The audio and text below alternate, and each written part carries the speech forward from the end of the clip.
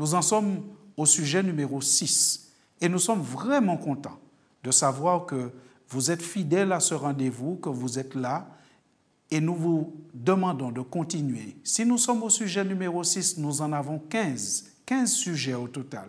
Donc restez fidèles. Si jamais vous avez raté les sujets précédents, retrouvez-les sur les plateformes de diffusion, vous pouvez les retrouver. Ou encore, vous pouvez nous appeler ou nous écrire aux coordonnées que nous vous donnons chaque jour à la fin de la présentation et nous aurons plaisir à vous envoyer tout ce que vous avez raté si vous voulez vous mettre à jour des sujets qui sont passés. Donc par conséquent, n'hésitez pas, prenez contact avec nous. Sujet numéro 6, donc disais-je, où aujourd'hui nous allons voir un sujet que nous avons intitulé « Né pour faire naître ». Est-ce que ça vous arrive parfois d'entrer dans une pièce et de vous poser pendant quelques secondes « Mais que suis-je venu faire? Que suis-je venu chercher dans cette pièce ?» Parfois, je pense que cela vous arrive à vous aussi. Et c'est parfois tellement fort qu'il faut ressortir de la pièce, retourner là où on était pour qu'on puisse se rappeler ce qu'on était allé chercher.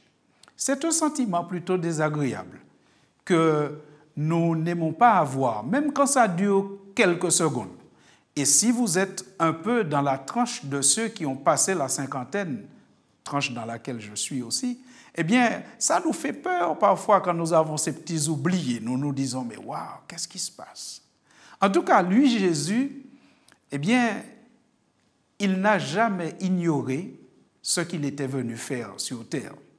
Alors que nous sommes dans une période durant laquelle il y a beaucoup de choses qui nous font penser à la naissance de Jésus, il y a tout un événementiel autour de ce mois de décembre pour nous rappeler que Jésus est né, même si, comme nous l'avons dit précédemment, dans un autre sujet, on peut discuter beaucoup de cette date, on peut la remettre en question. Il ne faut pas que nous oublions qu'est-ce que Jésus était réellement venu faire. Dans le sujet précédent, nous avons dit que Jésus était venu pour nous permettre de rallumer la véritable lumière. Nous voulons renforcer cette idée en disant aujourd'hui que Jésus était né, il est né pour faire naître. Alors, Jésus, lui, il savait parfaitement ce qu'il était venu. Sa mission était claire dans sa tête. Jésus est né pour faire naître. Il le dit clairement en utilisant des images assez parlantes. Lisons ensemble l'évangile de Jean, chapitre 12, et voyons quelle image il emploie.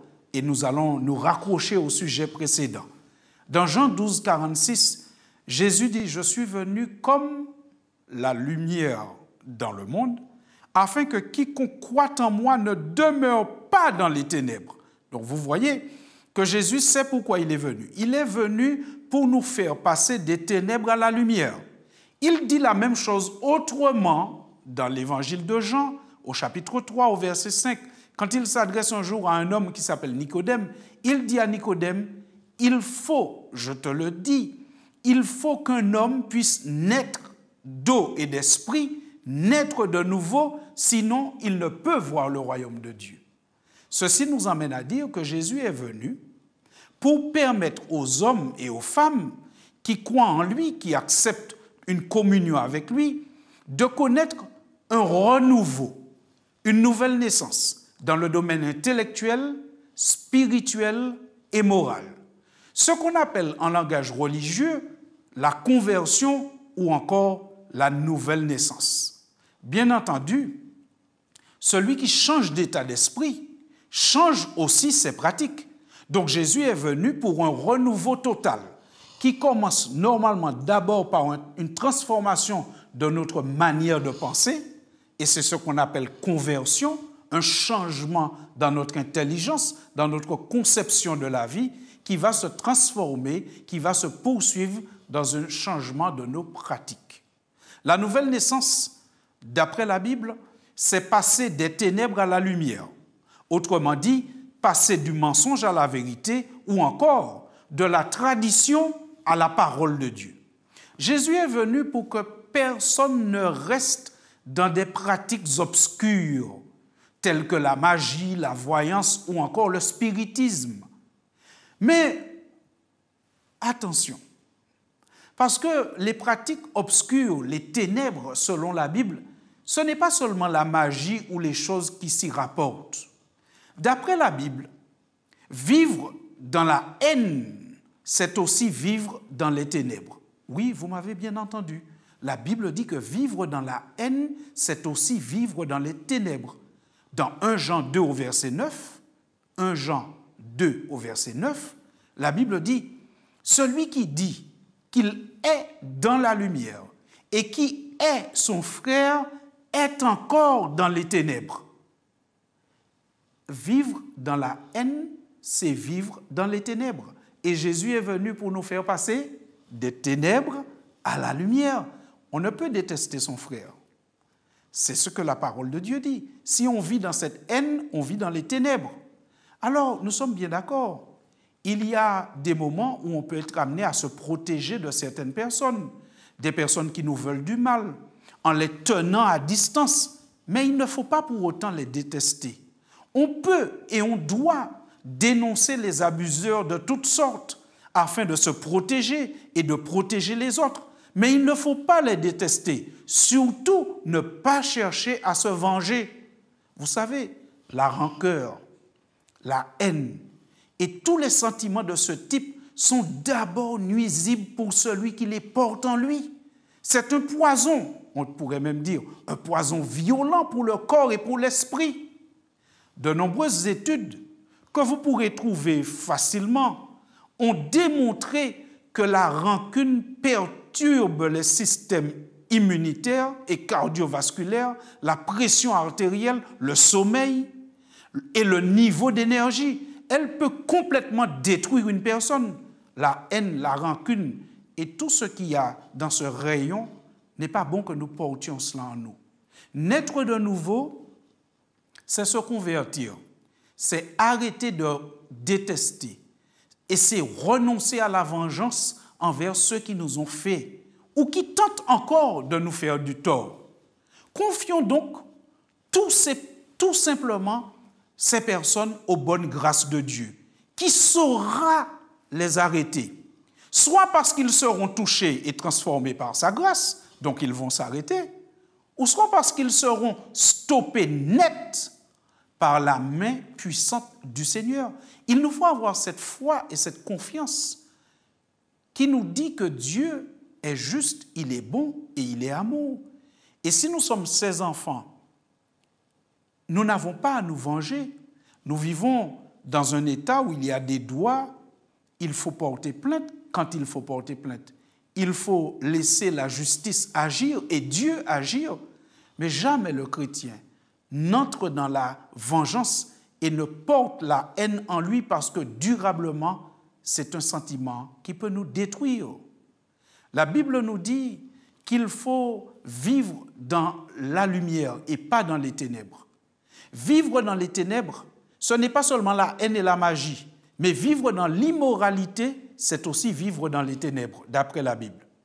Lisons ensemble l'épître que Paul adresse aux Romains, au chapitre 13 et au verset 12.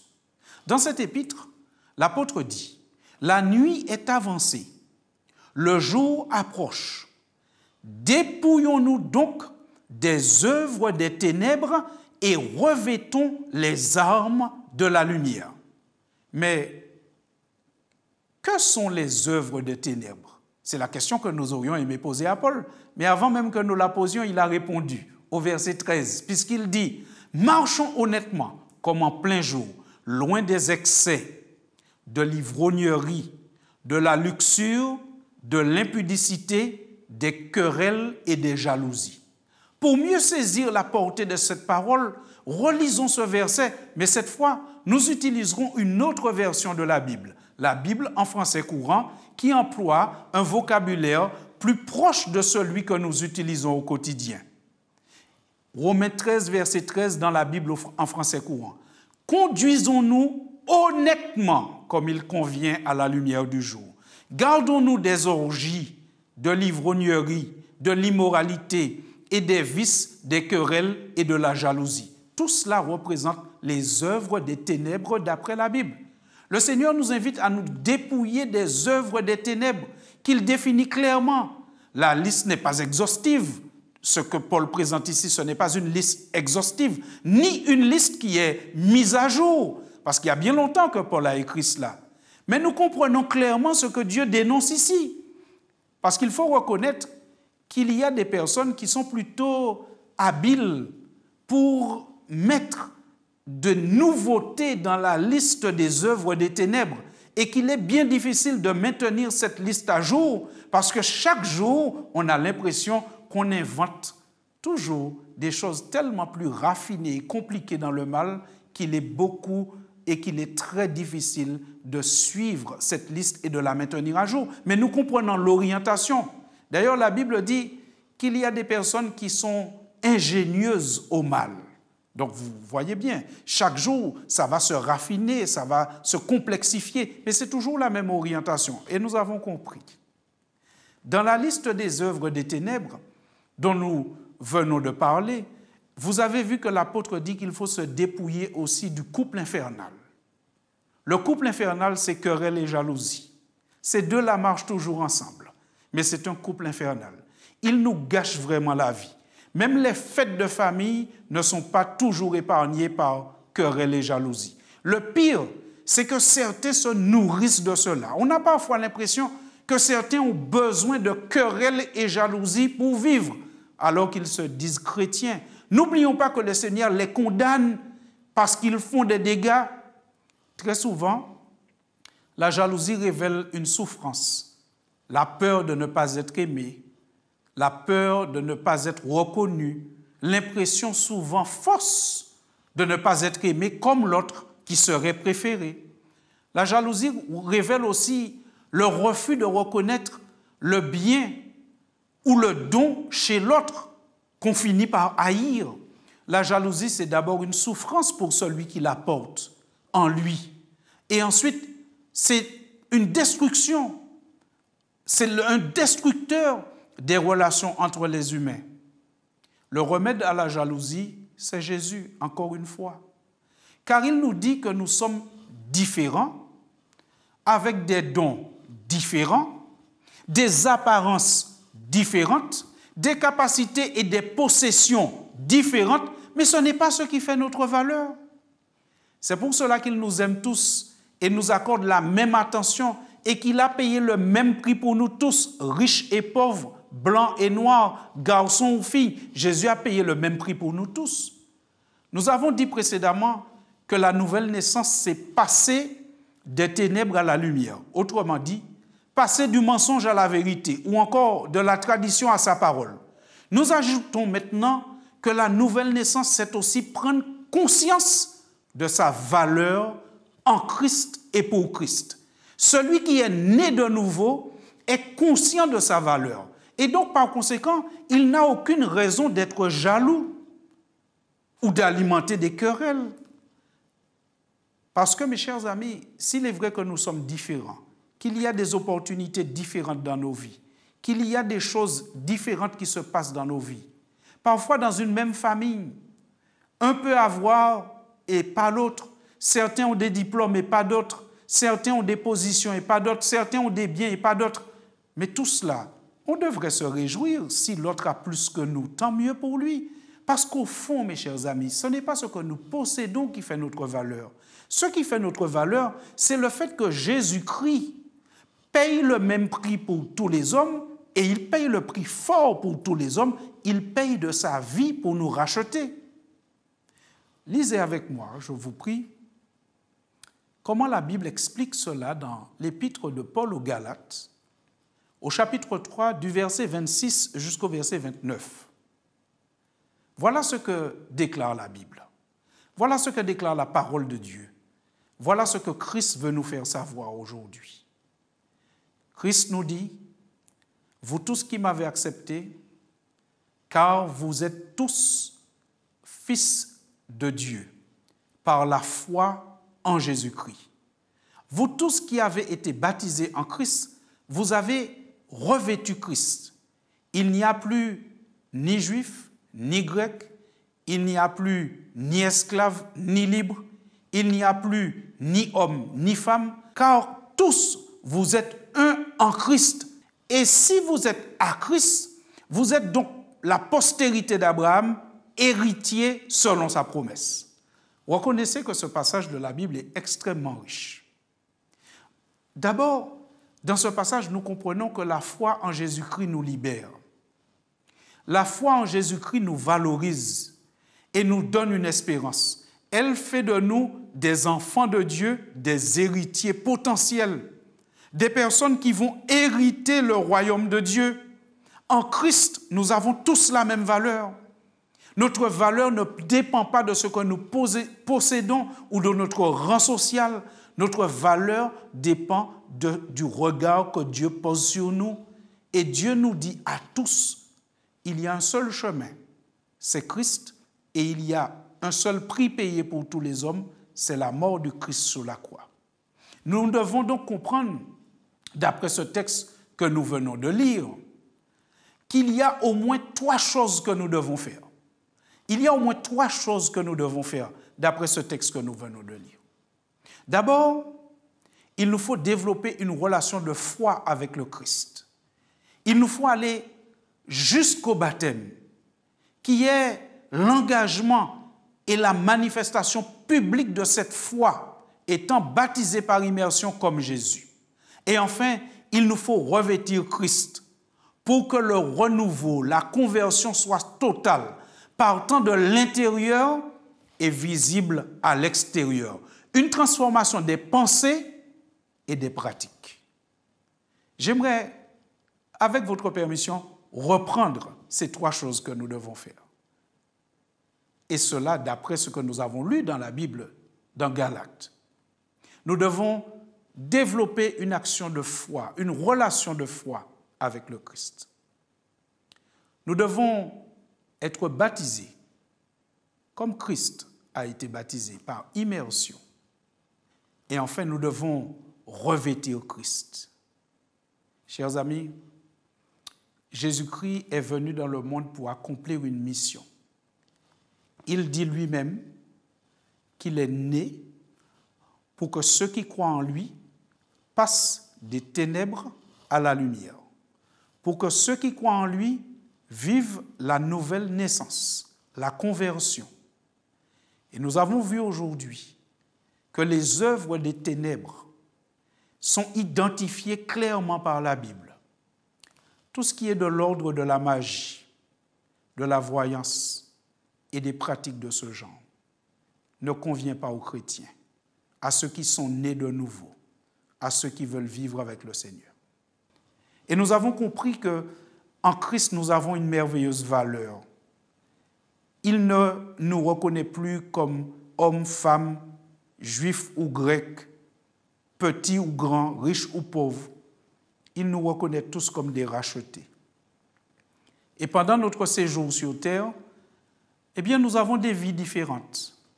Mais nous ne sommes pas moins ou plus les uns que les autres. Nous avons tous une valeur précieuse en Christ. Et Christ nous appelle à reconnaître ce qu'il a fait pour nous, par la foi que nous allons manifester en lui, par le fait que nous serons baptisés comme lui a été baptisé, afin que nous puissions révéler publiquement notre appartenance à Christ et signifier justement par le baptême par immersion que nous voulons abandonner une certaine vie et commencer une nouvelle vie en Christ. Et nous allons pas nous contenter d'être simplement baptisés et point à la ligne. Nous allons revêtir Christ. Vous savez, un peu comme on revêt une veste ou une blouse. Lorsqu'on revêt Christ, cela signifie qu'on n'est plus vu, on n'est plus en avant, mais c'est Christ qui est vu, c'est Christ qui est en avant. Ce qui sort, ce ne sont pas nos pensées, je pense que. Ce qui va sortir, c'est il est écrit, le Christ a dit, et notre vie sera ainsi réglementée. Réglementée pour notre propre bonheur, mais aussi pour le bonheur de ceux qui nous entourent et pour nous préparer un avenir merveilleux. Aussi, chers amis, ces 3 choses que la Bible nous dit que nous devons faire. Une relation de foi avec Christ, être baptisé comme Christ par immersion et revêtir Christ, ce n'est pas un pasteur ou un prédicateur qui vous demande de les faire. c'est la Bible, c'est Jésus. Nous sommes là simplement pour vous accompagner. Faites-nous savoir votre besoin. Et c'est avec plaisir et humilité que nous vous accompagnerons sur ce chemin. Prions dans ce sens. Seigneur, nous voulons te dire merci parce que ta parole nous révèle que nous sommes des perles, des pierres précieuses que tu recherches avec amour et passion, que tu as été prêt à souffrir jusqu'au bout pour que nous puissions être conscients de notre valeur. Seigneur, nous te prions pour que chacun de nous soit conscient de son immense valeur à tes yeux. Et si nous sommes des perles précieuses, des vases de grand prix, des vases d'honneur, comme ta parole le dit aussi, aide-nous, Seigneur, étant conscients de notre valeur, à nous conduire en respect de cette valeur. Comme la Bible nous l'a dit, si nous sommes des enfants de lumière, aide-nous à marcher comme des enfants de lumière. Ce n'est pas en ayant une bonne conduite qu'on devient un enfant de lumière. C'est en acceptant Jésus qui est la lumière du monde que nous devenons des enfants de lumière. Et étant enfants de lumière, alors Seigneur, nous voulons marcher comme des enfants de lumière. S'il te plaît, Seigneur, entre dans nos vies, entre dans nos cœurs, fais briller ta lumière en nous. Fais de nous par ta grâce et par l'adoption que tu nous accordes lorsque nous nous repentons, lorsque nous nous donnons à toi, lorsque nous sommes baptisés. Par cette adoption, Seigneur, fais de nous des enfants de lumière et aide-nous à marcher comme des enfants de lumière. S'il te plaît, Seigneur, visite chacun de nous et permets que ce soir, aujourd'hui, ce matin, quel que soit le moment où nous écoutons, que nous puissions décider d'accepter Jésus, qui révèle notre véritable valeur et qui fait de nous des enfants de lumière. Merci Seigneur parce que nous croyons que tu le feras, parce que c'est le but de ta mission.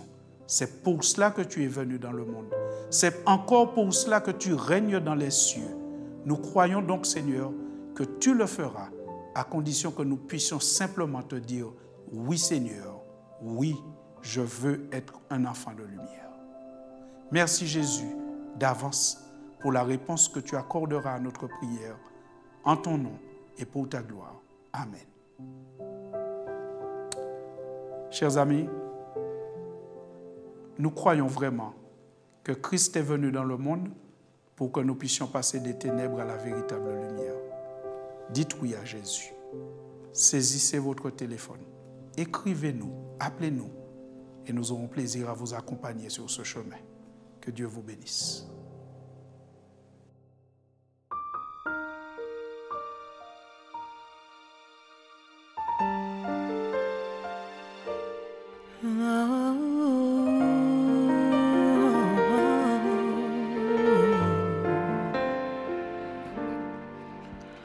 En entrant dans ce lieu, l'avez-vous senti la chaleur de sa lumière, de son esprit? C'est la présence du Seigneur qui siège dans la louange, sa majesté, le roi des rois. Dieu remplit ce lieu de sa gloire. Nous avons soif de sa présence. Dieu remplit ce lieu de sa gloire. Alors que nous l'adorons, Dieu remplit ce lieu de sa gloire.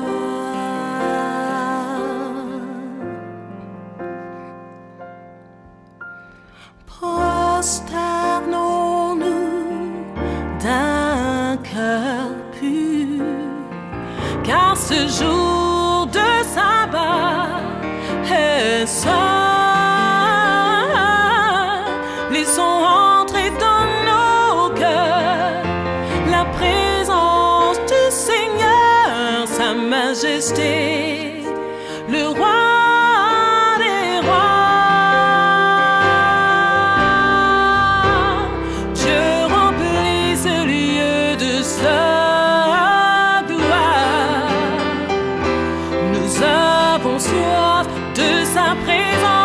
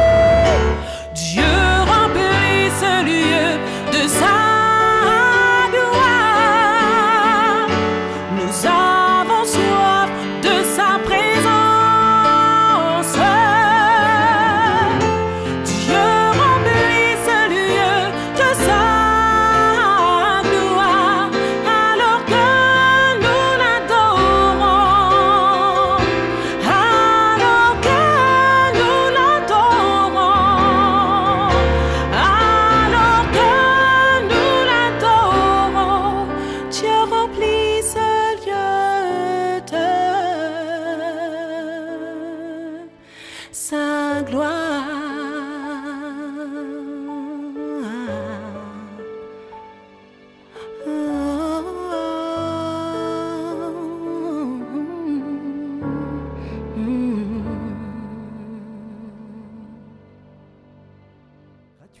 Retrouvez le pouvoir de l'espérance chaque jour du 13 au 27 décembre. Sur cette antenne, à la même heure.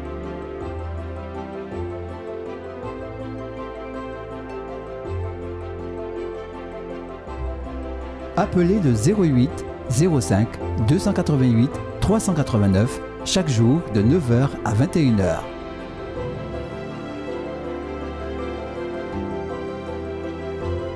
Pour avoir une info, voir le replay, exprimer un besoin, une prière, visitez-nous au www.lepouvoirdelespérance.org. Merci de votre écoute. À demain.